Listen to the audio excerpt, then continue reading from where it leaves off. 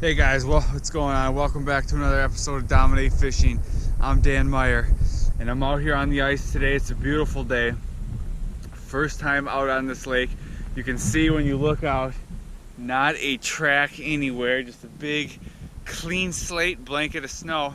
We're out here today. We're going to be looking for some big bluegills.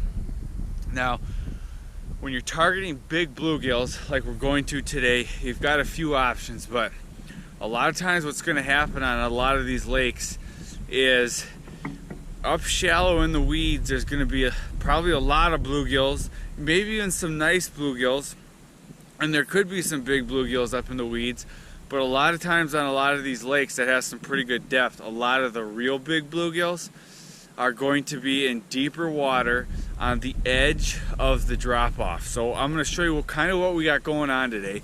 You can see over there is the shore, and what happens is there's a big long flat that comes way out into the lake. So it's a big flat, and then it drops off really steep, and it's going to drop down into about 47 to 50 foot of water. So what we're going to do is, and the way it's going to drop is there's a big steep drop, a little bit of a shelf, and then the final drop into the deepest part of the lake.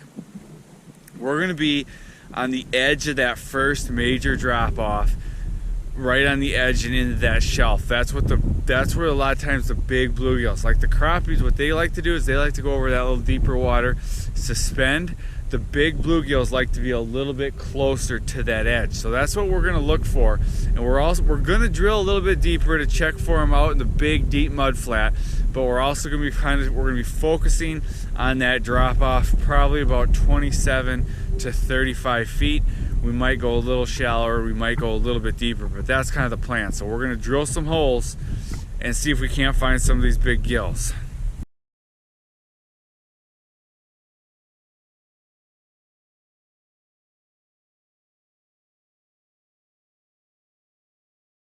Alright guys, now I got the first series of holes drilled. So what I'm going to do is I'm going to take my locator, I'm going to check for depths, and just look for fish just to see if we're in the right spot, and then we're going to fish these holes.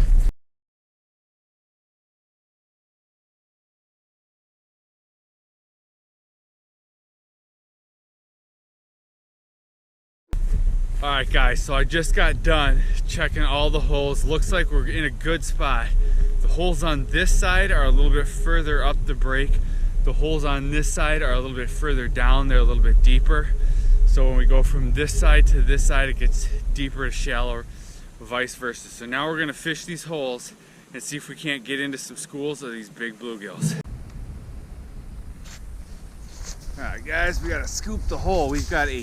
The snow is really deep out here today. We have had a ton of snow lately, and the ice conditions are pretty bad. We've got slush, deep snow, makes for getting around really tough. Alright, we're getting this hole cleaned out here. Now, we're gonna drop down here in the first hole. So what I'm using is I've got my 32-inch tuned up custom noodle rod. I got 4-pound line on this. And what I'm starting out here is with a J&S Plastics. This is their Gojo, it's chartreuse, and I've got it tipped with a little spike, which is, the spikes are just a little bug larva.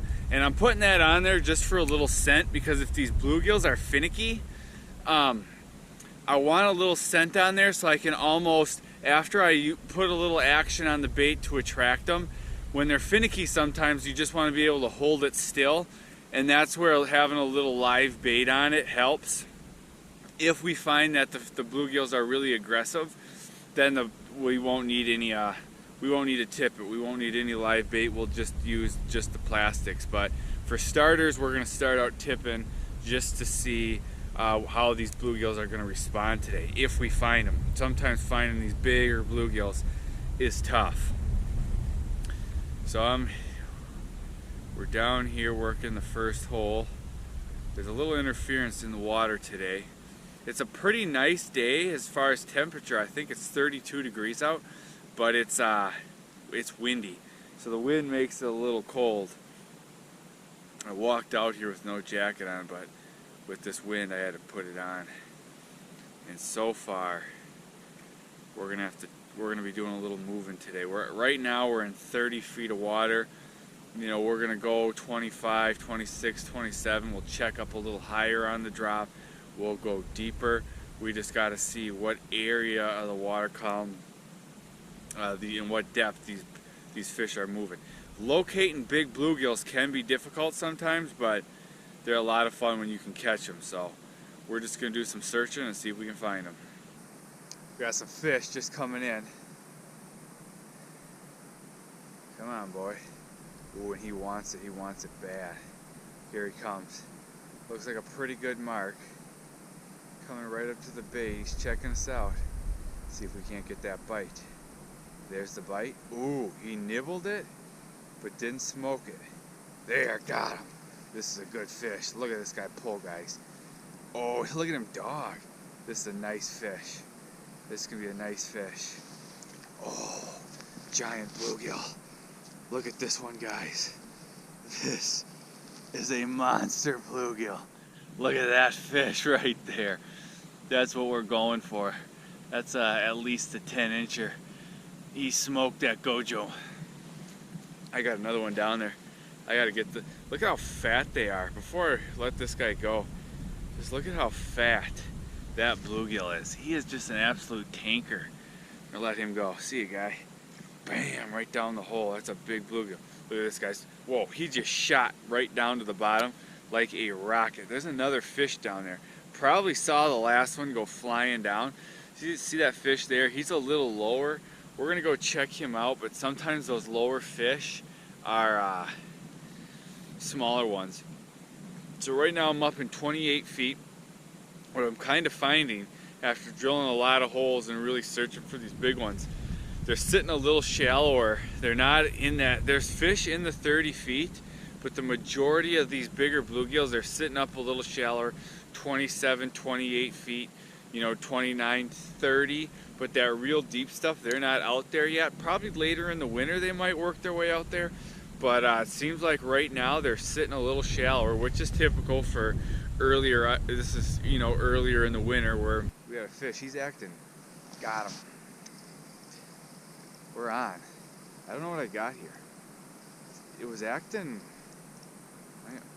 Ooh, it's dogging now. It was swimming towards the hole. I was gonna say it was acting like a crappie, and sure enough, it was. Nice crappie.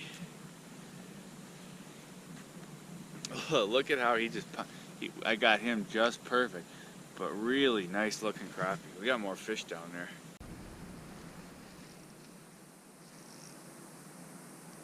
Here we go, guys.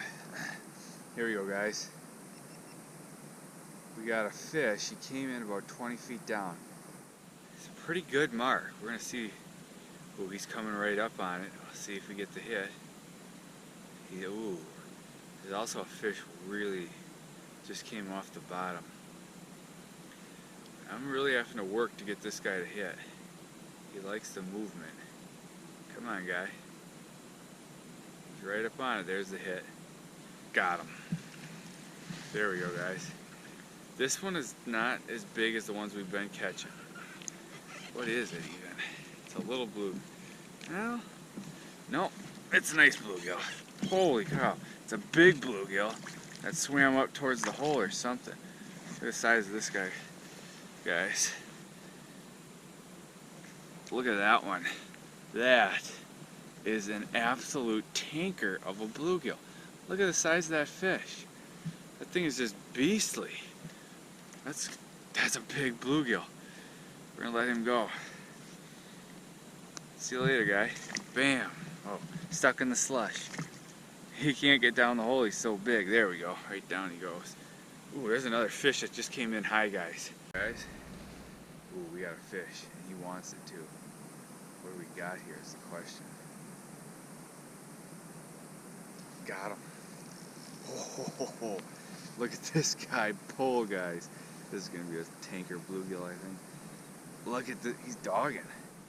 He's kind of dogging like a giant. Look at this one, guys. Look at that color. Look at that fire orange belly on him. That is a nice bluegill. Oh, there's another one down there. I'm going to quickly let this guy go. Nice fish. Down he goes. There, got him. I want to see what the heck these things... Whoa, guys, look at this thing pull. What the heck is this? Now he's in my deucer. It's a nice gill. Look at the size of that gill. I thought I had a little gill, and it's a tanker of nice gill. That's a 9-point-something incher. Nice gill. Down he goes. For today, thanks a lot for watching. We caught some really nice bluegills today. We're going to be out on the ice a lot in the next few weeks, so we'll see you guys in the next video.